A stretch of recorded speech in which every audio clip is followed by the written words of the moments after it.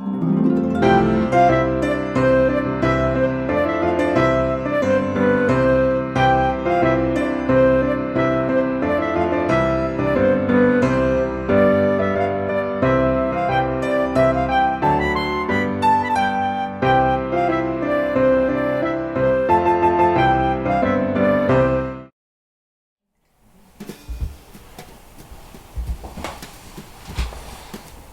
evening. Henry here. Actually, my friends call me Harry. Harry and Rollo here for you, and like to welcome you here this evening to an exciting time. Welcome to Winterfest, sponsored by Discover Doylestown. We have an exciting and interesting season this year. Because of COVID, we're going to be doing a few things a little differently. But look out for every Tuesday and Thursday evening, as we're going to have special guests read stories to you online. And on Wednesdays, we're going to have the good old jolly Saint Nick, well, get those letters written up, because he's going to read your letters online from you for everybody else to hear. So please, join us with this exciting time of year, coming out, discovering Doylestown, having a wonderful time. And remember, if you go shopping, keep an eye out for our jolly friend Rudolph the Red-Nosed Reindeer and Frosty the Snowman. But when you're out and you're shopping, don't forget to wear your mask.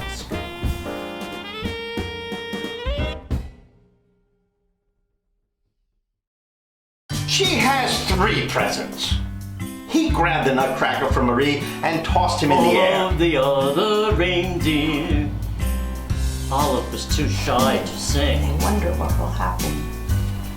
The elves arrived to help. You never go everyone out, make and this is such a fine opportunity. I had great trouble to get it. Everyone wants to go. It is very Santa select. circled once above us and then disappeared into the cold, dark, polar On sky. Christmas Eve, we get out the ornaments. Some were Grandpa's when he was a little boy. This is not a house. Well, I know. It's a castle. Fontaine Castle. on. Here arose such a clatter. I sprung from the bed to see what was the matter.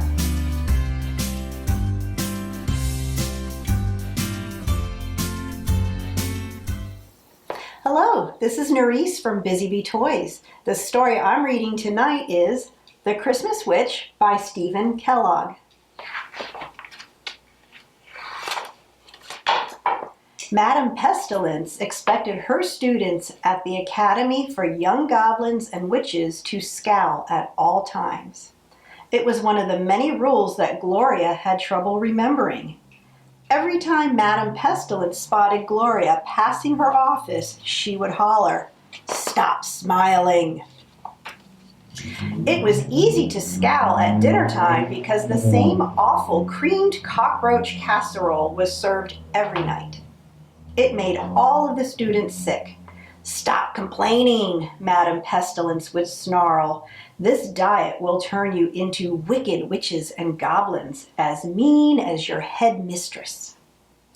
One evening at midnight, the students were marched to broom drill.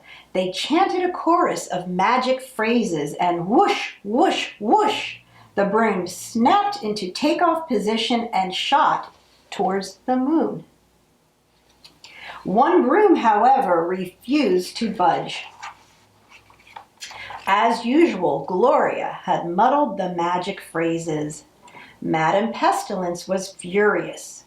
Copy the first 999 pages of the Encyclopedia of Spells and Curses 999 times, she screamed. Madame Pestilence rocketed skyward, and Gloria was left all alone. Gloria wearily at work on her assignment when suddenly she heard the tinkling of bells. Following the sound, she went down a winding staircase and passed through a small doorway she'd never noticed before. There, she discovered a storytelling circle where a stranger was reading a book called A Magic Tale of Christmas. The story enchanted Gloria and filled her with joyful holiday visions. "I want to be a Christmas witch," she cried. "Christmas magic can bring about miracles," said Gloria's new friend, "but sometimes it takes courage and imagination to make Christmas wishes come true." Summoning all the courage and imagination she could, Gloria cried, "I wish for a wonderful Christmas adventure." The next thing Gloria knew, she was flying through the night. There she is. "On that dark planet, you'll find the polka-dotted pepper wheels and the striped valdoons," said her friend. "They have a great need of Christmas magic." She waved goodbye, and Gloria found herself slowly falling. As Gloria passed through the clouds, she could see the walls that separated the lands of Valdoon and Pepperwill. In the woods between them, she spotted the ruins of a castle. Gloria landed among the striped soldiers. "It's a Pepperwill spy," they cried. "Seize her!"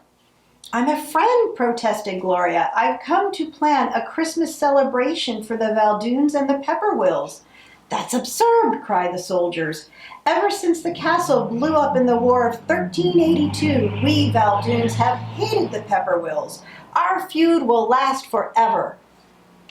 Across the valley, Gloria was confronted by the Pepperwills.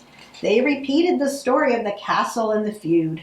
Like the Valdoons, the Pepperwills were not interested in Gloria's plans for Christmas. "We wouldn't dare leave our walls," they declared. At any moment, the Valdoons might attack. "These Pepperwills and Valdoons are almost as gloomy as goblins and witches," thought Gloria. She set off into the woods to explore the castle ruins. "If I rebuild this castle, it will cheer up the Valdoons and the Pepperwills," she thought. "Then it will be the perfect spot for a Christmas celebration." She set to work, but she soon realized that the job was too much for her. "I'll never be able to finish by Christmas," she said, sobbing. That night, she dreamed that her friend from the storytelling circle came to comfort her. As the dream ended, Gloria was awakened by the sound of tinkling bells and the arrival of elfin visitors. "We're from the North Pole," they explained. "We've come to help." For the rest of the night, the castle hummed and clattered with the sounds of construction. Before leaving, one of the elves gave Gloria a recipe for a magic Christmas cake. "Mix these ingredients every day with love and generosity, and by Christmas, your cake will be irresistible." When the Valdoons and Pepperwills woke up, they were amazed to see the restored castle and banners inviting everyone to a grand opening party. Gloria waited all day for her guests to arrive, but no one came. At sunset, Gloria went to see the Valdoons. "Why didn't you come to my party?" she asked. "Because you invited those horrid Pepperwills," they declared. On the Pepperwill side of the valley, things weren't much brighter. "Celebrate with those dreadful Valdoons," they cried. "Never, never, never." Gloria thought for a minute. "All right," she announced. "Mondays, Wednesdays, and Fridays will be Pepperwill days at the castle." The Pepperwills cheered. Across the valley, the Valdoons were equally delighted to hear the castle would be theirs on Tuesdays, Thursdays, and Saturdays. Dividing the week between the enemies worked very well. Everyone loved the way Gloria and the elves had rebuilt the castle, and as the days passed, it rang with the sounds of fun and frolic.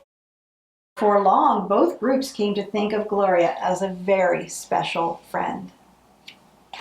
All this happiness drove away the gloomy clouds that had surrounded the planet for centuries. Soon the change was noticed by a band of patrolling witches. They swooped down to investigate. Madame Pestilence was at the head of the formation. "So," she muttered, "our little Gloria is the culprit. We shall have our revenge." A goblin spy was immediately sent to the castle. Night after night, the spy watched Gloria mixing and stirring the ingredients for her Christmas cake. One Pepperwill morning in December, Gloria bounced out of bed with a joyous whoop. She had thought of an idea to end the feud. Christmas was to be on a Sunday that year, and she announced a gala masquerade party at the castle. The next day, the Valdoons heard the same news. However, neither the Valdoons nor the Pepperwills were told that their enemies had also been invited. I wonder what will happen. The elves arrived to help everyone make costumes. Gloria baked dozens of cookies, pies, and puddings while she continued to work on her cake. The smell of pastries and pine needles filled the air as gifts for friends were gleefully wrapped and labeled. On Christmas Eve, Gloria's cake was finally finished. "It's a masterpiece," cried the elves. "Let's keep it hidden until after tomorrow's dinner, and then we'll have a grand presentation." Before going to bed, they changed the labels on all of the gifts so each Pepperwill present would seem to come from a Valdoon, and each gift for a Valdoon would seem to come from a Pepperwill. Meanwhile, the goblin spy had slipped out of the castle. He broomed toward the academy at top speed. No sooner had the witches and goblins assembled and the spy's report been heard than Madame Pestilence began pounding the great war gong. "Gloria's Christmas plot must be squelched immediately," she bellowed. "Here are your orders. 1. Go to the castle and destroy Gloria's cake. 2. Remain hidden under the cake cover until it is raised and then charge. 3. Throw Gloria and the elves into the dungeon and chase the others back to their walls. Go at once." The attackers landed at the castle and quickly demolished the unguarded cake. From beneath the cover there came a muffled chorus of oohs, ahs, and hmms, followed by several hours of intense whispering. Just before dawn, when all was quiet, Madame Pestilence slipped into the castle and hid behind the curtains. On Christmas morning, the costume Pepperwills and Valdoons mingled and exchanged greetings without suspicion. Together, they made their way through the falling snow into Gloria's welcoming arms. What a jolly time they had dancing, singing carols, and decorating the tree. After the feast, Gloria exclaimed, "Open your presents and take off your masks. Merry Christmas to all." The Valdoons and the Pepperwills were flabbergasted to discover that they had been celebrating and exchanging gifts with their enemies. "How did this happen?" everyone cried. "Are we under an evil spell?" But there was no time for answers. A trumpet fanfare sounded and the elves cried, "Hear ye, hear ye! We now present the great Christmas dessert." Everyone gasped as the cake cover rose to reveal a pile of sleeping goblins and witches. Madame Pestilence exploded from the curtains. "Wake up, you lousy louts!" she shrieked. "Remember your orders! Attack! Attack! Attack!" The students awoke, but instead of obeying, they hollered, "We quit!"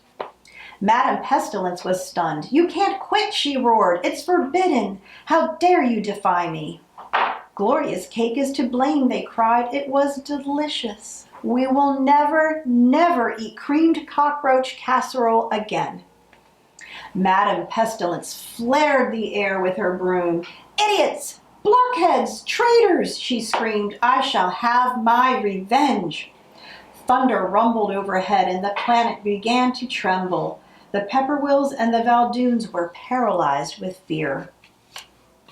Quickly, the elves struck up a joyous Christmas carol. To everyone's amazement, a shimmering star arched into the room and hovered above the tree. In the golden light, the thundering and trembling ceased, and Madame Pestilence began to shrink. For several moments, her size and shape continued to change. "What's happening?" wailed the Pepperwills and Valdoons. "She's becoming a cockroach," exclaimed Gloria. The witches and goblins cried, "We're free! We're free! Hooray for Gloria!" All this was too much for the Pepperwills and the Valdoons. They scrambled to escape from the castle and from one another. Gloria hurried after her fleeing friends. "There is nothing to be afraid of," she cried. "Don't go." "If the feud continues," warned the elves, "the planet will darken and Madame Pestilence will reappear." The old enemy stopped and slowly turned around. "Please stay," pleaded Gloria. "Remember how happy you were when the magic of Christmas entered your hearts?" For several moments, the Valdoons and Pepperwills stared at one another in silence. Then suddenly they felt ashamed of their long and bitter feud. "Our walls will come down," they said quietly. "And from this time onward, we will be neighbors and friends in the united land of Pepperdoon." All that night, while the Christmas celebration continued, the planet of the Pepperdoons glowed more brightly than it had ever before. The end. Good evening. Tonight I will be reading A Snowy Day by Ezra Jack Keats.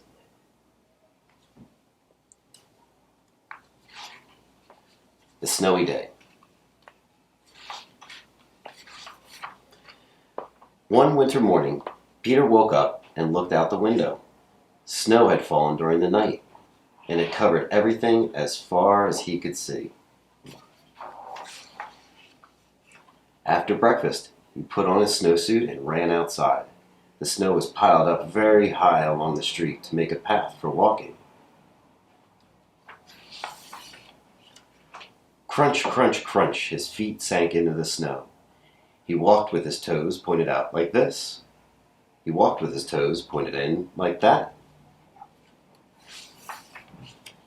Then he dragged his feet slowly to make tracks, and he found something sticking out of the snow that made a new track. It was a stick that was just right for smacking a snow-covered tree. Down fell the snow, plop, right on top of Peter's head. He thought it would be fun to join the big boys in their snowball fight, but he knew he wasn't old enough. Not yet. So he made a smiling snowman, and he made some angels. He pretended he was a mountain climber. He climbed up a great, big, tall, heaping mountain of snow and slid all the way down. He picked up a handful of snow, and another, and still another. He packed it round and firm and put the snowball in his pocket for tomorrow. Then he went into his warm house. He told his mother all about his adventures while she took off his wet socks. And he thought and thought and thought about them. Before he got into bed, he looked in his pocket. His pocket was empty. The snowball wasn't there, and he felt very sad. While he slept, he dreamed that the sun had melted all the snow away. But when he woke up, his dream was gone, and the snow was still everywhere, with new snow was falling. After breakfast, he called to his friend from across the hall, and they went out together into the deep, deep snow.